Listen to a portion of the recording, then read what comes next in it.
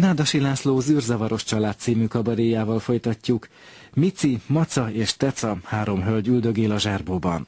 Időpont ugye a késői 1930-as évek. A 3 barátnőt Schubert Éva, Tábori Nóra és Csala Zsuzsa alakítja.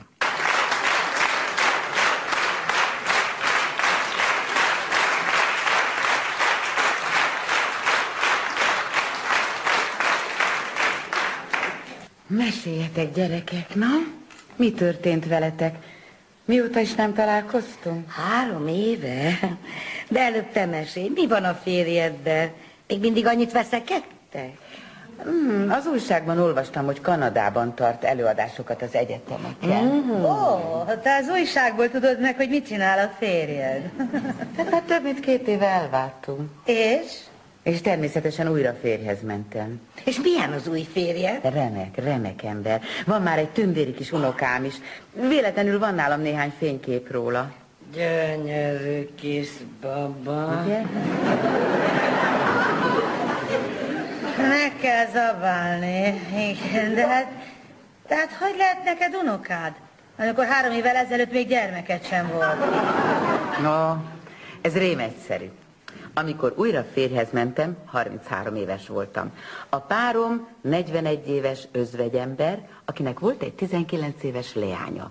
Ez a 19 éves leány, amikor a papájához feleségül mentem, az én lányom lett, ugye, mivel a férjem volt a papája. Az én édesapám ekkor 56 éves volt. Az én 56 éves papám beleszeretett a nála 37 évvel fiatalabb 19 éves lányba, a férjem lányába, azaz az én lányomba.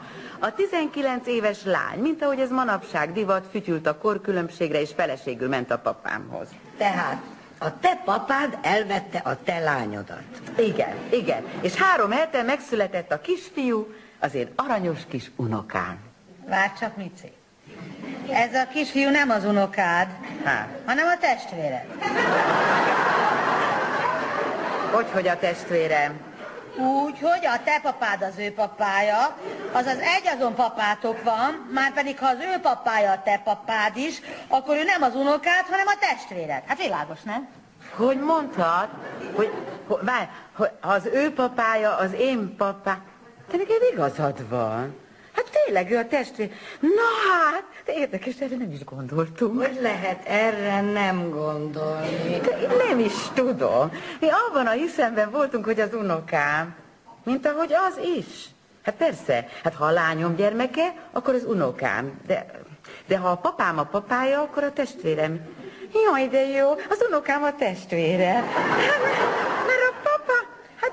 Mert a papád a te vőd.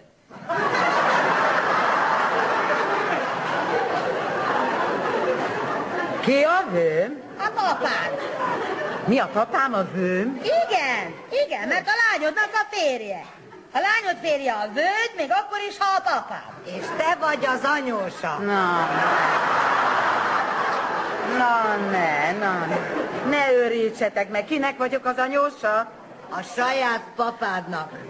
Mert ha a papád a vejed, akkor te vagy a papád anyósa.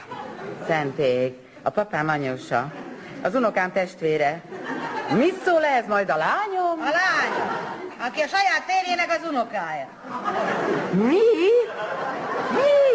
Hogy a férjének az unokája? Hát persze, mert ha a lánynak te vagy a mamája, akkor a te papád az ő nagypapája. Mivel a nagypapája vette feleségül, tehát a férjének az unokája. Na. Elég, könyörgök, már belefájdult a fejem. Most jutott eszembe valami. Júj, még van valami? Az unokád, azaz a testvéred, a saját anyjának a nagybácsia. Hát ez hogyan lehetséges? Ugyanis, ha a kisfiú a te testvéred, akkor a mamája, azaz a te lányod, a gyerek unokahúga.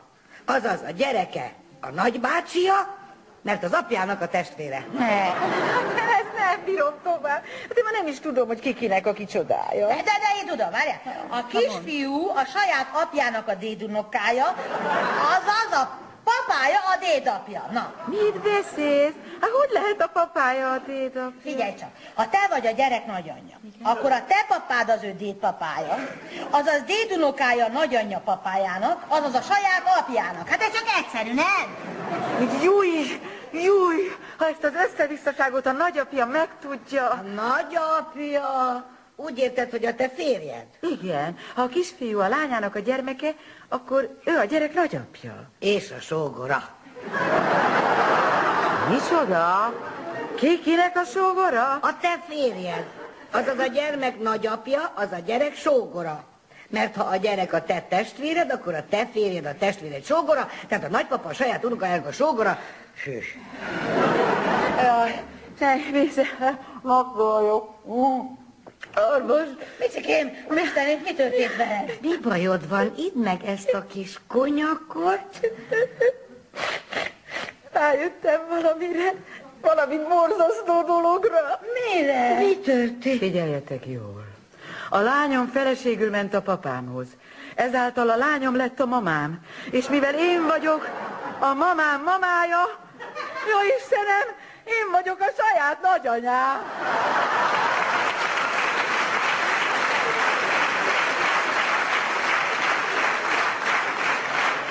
1985-ben tapsolt a rádiókabaré közönsége Schubert Évának, Tábori Nórának és Csala Zsuzsának az Zűrzavaros család című jelenet után.